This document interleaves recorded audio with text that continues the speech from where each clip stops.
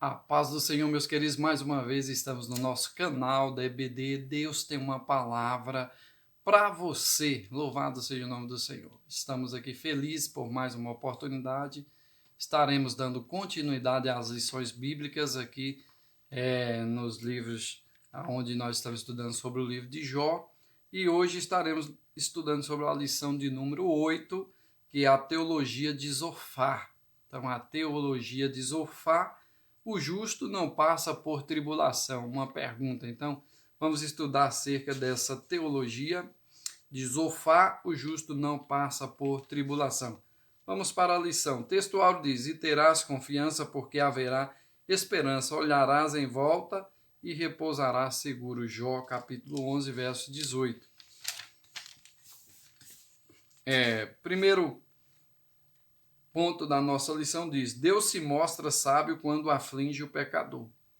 Deus se mostra sábio quando aflige o pecador. Segundo ponto, a conversão como resposta à aflição. Terceiro ponto, Deus julga e castiga os pecadores. 3 pontos da nossa lição que vamos estar, assim, sistematizando nesta oportunidade. Deus é grande e sábio. Zofar defende que o sofrimento de Jó fazia parte de um sábio julgamento divino, pois para ele Deus demonstra grande sabedoria em reprimir os maus. Por outro lado, os bons jamais passam por tribulações. Para Zofar, se alguém deve algo, tem de pagar. Com dureza, o terceiro amigo de Jó não demonstra a mínima compaixão pelo sofrimento do patriarca de Uz. Ao acusá-lo, se comporta como um animal irracional. Um jumento que não tem entendimento. Não percebe a sabedoria divina na condução das coisas. Para Zofar, Jó valeu-se da sua defesa de palavras exageradas, desrespeitosas, cheias de justiça própria, ignorantes sobre as coisas de Deus. Então, olha só que interessante essa teologia ou pensamento de Zofar, né? Um dos 3 amigos de Jó. Então, nós vemos que nesse ponto, nessa teologia de Zofar, onde nós vemos no primeiro ponto, Deus é grande e sábio, nós vemos aqui que o pensamento de Zofar, nós vemos aqui interessante. Por outro lado, os bons jamais passam por tribulação. Zofar, Deus demonstra grande sabedoria em reprimir os maus, ou em julgar os maus.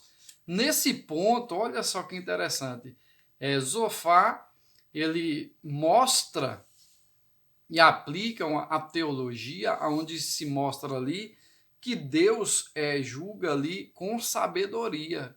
Deus reprime os maus com sabedoria. Por outro lado, os bons jamais passam por tribulação. Olha que interessante o pensamento de Zofar. Será com que é que se parece esse pensamento hoje, na atualidade? Olha só, o título diz: a teologia de Zofar. O justo não passa por tribulação. Interessante, né? O justo não passa por tribulação. Jesus disse o quê? Jesus que neste mundo tereis aflições. Então, quem é Zofar? Essas palavras não são de Deus. Essas palavras são antibíblicas. Por quê? É uma teologia da prosperidade. Zofar está aplicando aqui a teologia da prosperidade. Olha só onde essa teologia da prosperidade está se iniciando.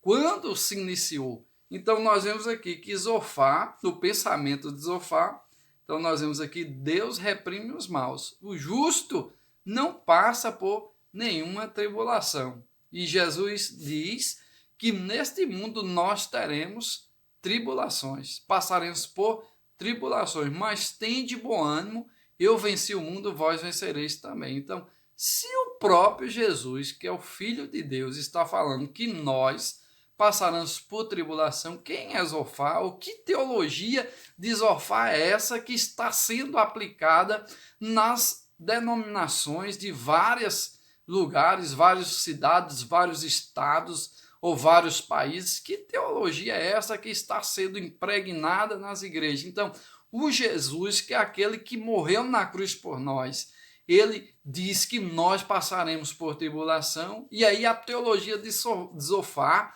que está dentro da igreja hoje, que é a teologia da prosperidade, e você não pode passar por tribulação, não pode passar por tribulação. Se você passar, você está em pecado, precisa ser quebrada a maldição.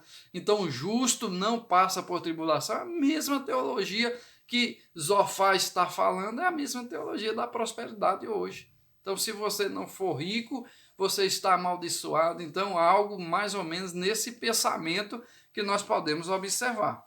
Então, Deus é indiferente do ímpio. Deus é indiferente à ação do ímpio, ou melhor. Nós vemos aqui, Deus é grande e sábio, e Deus é indiferente à ação do ímpio. Nós vemos aqui, o terceiro amigo de Jó acreditava que ele havia autodeclarado puro, sem culpa. Ao criar também, Deus não é indiferente à ação do ímpio, como Jó parecia ter sugerido. Assim, para Zofar, se Deus debatesse com Jó, como era o desejo deste, então não haveria dúvidas de que ele ficaria contra o patriarca no seu favor. Então, nós vemos aqui na teologia de Zofar, então ele aplica-se ali a Jó, que se Deus viesse tratar com Jó, com certeza Jó seria punido, porque ele via pecado em Jó. Ele viu que a consequência que Jó estava vivendo ali era o pecado que havia cometido o próprio patriarca. Então isso não existia. Então, terceiro, os tolos passando por sábios, tolos se passando por sábios. Nós vemos aqui, Jó reage com ironia à sabedoria defendida anteriormente por seus amigos, e agora por Zofar. Esse, justamente com seus amigos, havia se levantado como legítimo representante do verdadeiro saber. Zofar, pois, pretende representar o próprio Deus em seu discurso. Todavia, Jó está convencido de que isto não passava de charlatanismo. Vós, porém, sois inventores de mentiras, e vós todos médicos que não valem nada. Olha só as palavras do patriarca Jó. Por quê? Zofar queria representar o próprio Deus, ou seja, Jó, você está passando por isso porque você fez isso. Então você está sendo condenado por causa disso. Então quis se passar praticamente por Deus, querendo aplicar ali uma teologia no patriarca, aonde Jó vai ali trazer algo interessante em Jó capítulo 3, verso 4. Vós, porém, sois inventores de mentiras. Olha só a defesa do patriarca Jó. Você acha que Jó aceitou a acusação deles? Não aceitou, não. As palavras de Jó aqui não é de alguém que aceitou ali as injúrias, ali aquelas perseguições, aceitou aquelas acusações. Não, Jó diz, vós, pois, sois inventores de mentiras e médicos que não valem nada, ou seja, querem tratar um doente e não prestam, precisam se tratar primeiro. Então, muitas das vezes, é dessa forma que Jó quer explanar, aplicar esse pensamento, ou seja, um médico que não liga para si, não liga para a sua vida própria, como é que vai ligar para a dos outros? Então, primeiro, precisa cuidar de si próprio para depois cuidar das outras pessoas. Então, mais ou menos esse pensamento de Jó. Segundo, a conversão como resposta. Purificação moral é um. Segundo, é possível negociar com Deus? Uma pergunta. E terceiro, a angústia de Jó. Nós vemos aqui purificação moral. O patriarca está em pé. Zofar conclui-se seu discurso sobre a situação de Jó. Ele não tem dúvidas de que o patriarca está em pecado. E por isso a única forma de ele se restabelecer é por meio de uma purificação. Zofá, portanto, conclama Jó a arrependimento e a conversão. Ele enumera 3 passos que Jó deve ali seguir. Por exemplo, a conduta correta, a oração e renúncia do pecado. Então, olha aqui a visão de Zofá. Ele ainda aconselha a Jó 3 pontos aqui que ele deve fazer para que venha a ser purificado o seu pecado ali, para que ele venha a ser purificado moralmente. Então, nós vemos aqui 3 pontos. Ele aconselha que Jó mudar a sua conduta correta, ter uma conduta correta, ou seja, aquele que está fazendo de incorreto, de errado, passar a fazer agora certo, correto. Segundo, oração. Jó precisa orar, precisa buscar ao Senhor. E terceiro, renunciar o pecado, ou seja, renunciar o pecado, não cometer mais aquele pecado, renunciar, afastar-se daquele pecado. Então, nesse pensamento aqui, onde nós vemos a purificação moral. O que está em vista é uma teologia do moralismo salvífico, em vez da graça divina. Nesse aspecto, o arrependimento não passava de um mero ritual. Na teologia de Zofá, a simples prática desses ritos traziam consigo o poder de conferir o favor divino. Na verdade, isso era o que se conhece hoje como legalismo religioso, ou seja, o legalismo religioso. Hoje é o que se conhece como legalismo religioso. Imagine as pessoas apenas aparentemente se arrependendo dos seus pecados, mas por dentro continua pecando da mesma forma. Então, é o legalismo religioso, é como se fosse os saduceus ali, os fariseus. Então, como Jesus trouxe aquela palavra para os fariseus, assim, uma palavra muito dura, aonde eles queriam aplicar a lei moral, a lei ali, em muitas pessoas e não faziam nada, ou seja, não quebravam as leis, eles próprios quebravam as leis. Então, o próprio Jesus diz: este povo me honra com os lábios, mas o seu coração está distante de mim. Então,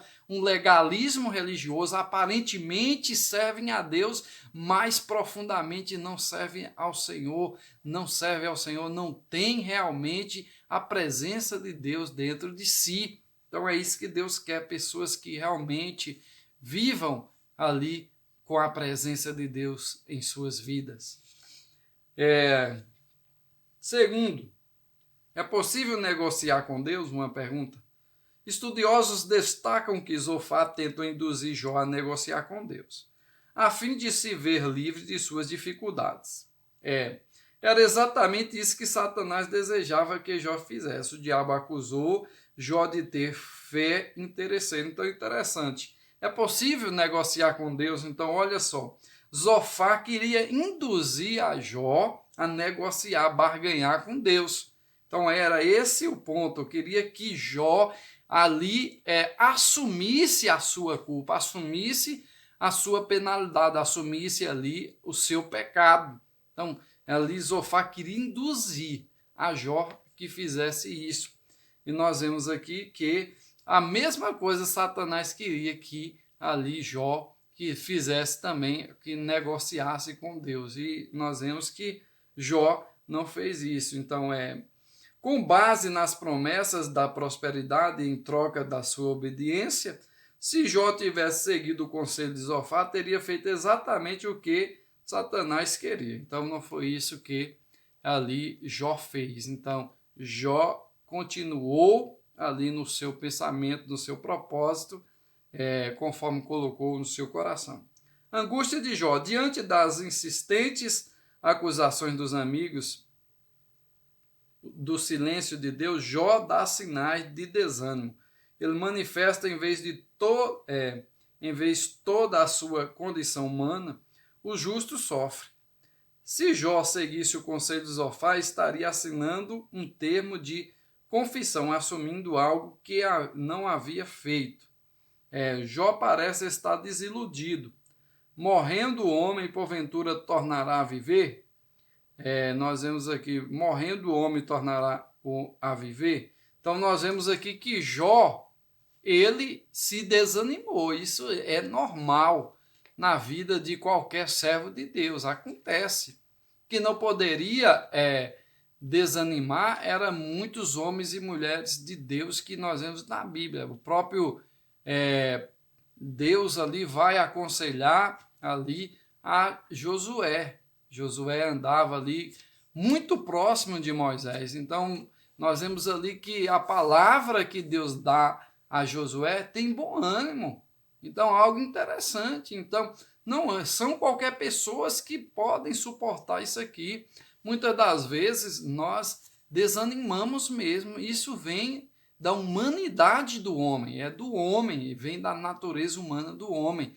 Mas nós temos sempre que olhar para o alvo, que é Jesus, que vai nos dar a vitória. Então, muitas das vezes, não vamos ver saída, não vamos ver como sair da situação que estamos vivendo, mas o próprio Deus, ele vai nos dar um escape, assim como deu para Jó, deu para tantos outros homens de Deus, que mulheres de Deus que têm buscado ao Senhor, Deus deu escape. Então, não vai ser diferente, não vem prova sobre nós pela qual não possamos suportar. Então, a prova é dada à medida que nós possamos suportar. A cruz, ela é feita sobre medida para mim, para você, para quem for. Então, ela é feita sob medida. Então, cada um pode carregar sua cruz. Muitas das vezes vai faltar força, mas nós buscamos a força de Deus. Então, vamos continuando carregando até chegar o momento que nós trocaremos a nossa cruz pela coroa de glória lá nos céus. Louvado seja o nome do Senhor.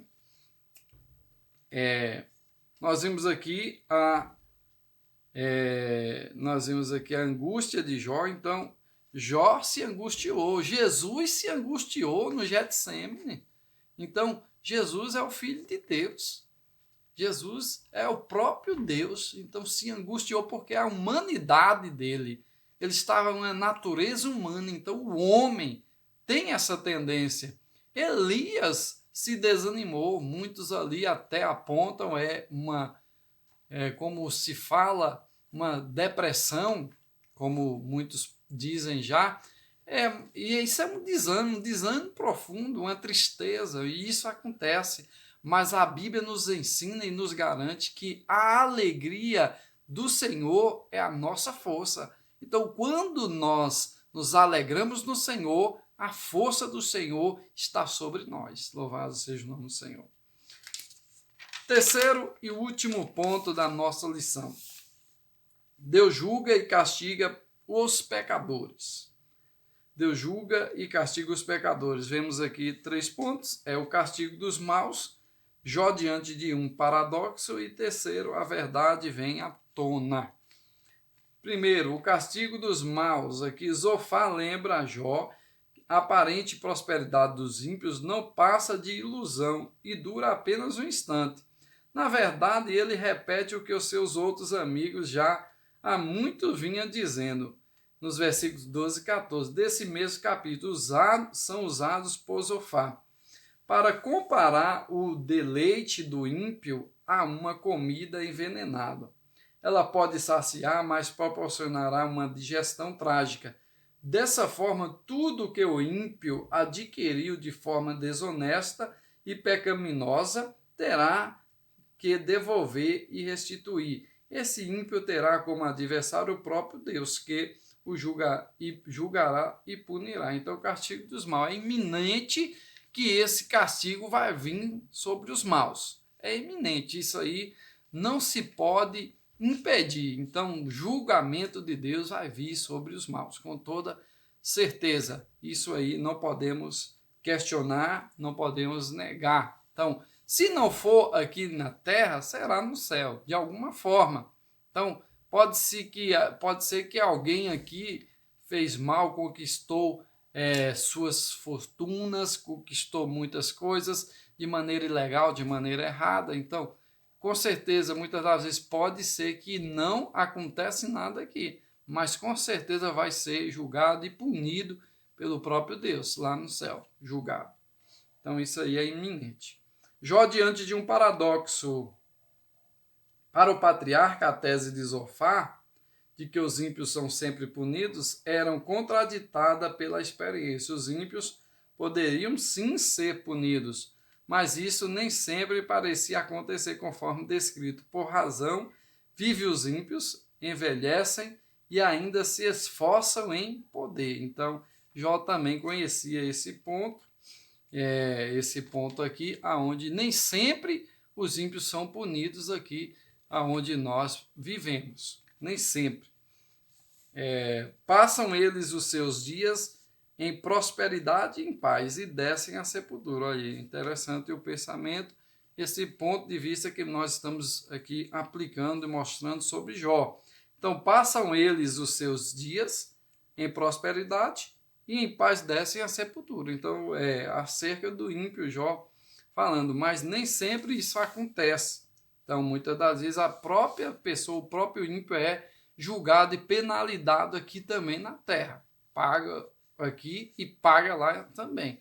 Então, isso acontece muito. Então, terceiro e último, a verdade vem à tona. A lei da retribuição não se aplica a todas as esferas da existência humana, nem aplica os caminhos soberanos do Altíssimo, pois Deus também faz com que o sol se levante sobre os maus e bons, e a chuva desça sobre os justos e injustos. É aquele ponto aonde já falei aí algumas vezes, em algumas lições, onde nós vemos lá em Mateus ali, sobre a casa bem edificada, a casa sobre a rocha e a casa sobre a areia. Então, ali vem a mesma coisa para as duas casas. Vem chuva, vem vento, vem temporais, para as duas casas. Mas só uma das casas ela sobrevive.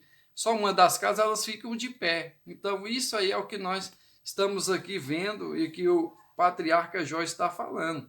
Que aquele que está firmado na rocha, ele vai ficar firme. Pode vir tempestade, vai dar uma estremecida, vai abalar, mas vai continuar de pé. Isso que aconteceu na vida de Jó. Veio tempestades, veio para qualquer um, vem. Mas quando veio para Jó, veio e ele continuou de pé. Então Deus o restaurou ali de novo a sua saúde, restaurou seus bens, restaurou seus filhos. Então isso é que é bom, isso é que é maravilhoso, é servir ao Deus Todo-Poderoso, é estarmos na rocha inabalável. Fique na paz do Senhor Jesus e até a próxima, em nome do Senhor Jesus. Amém.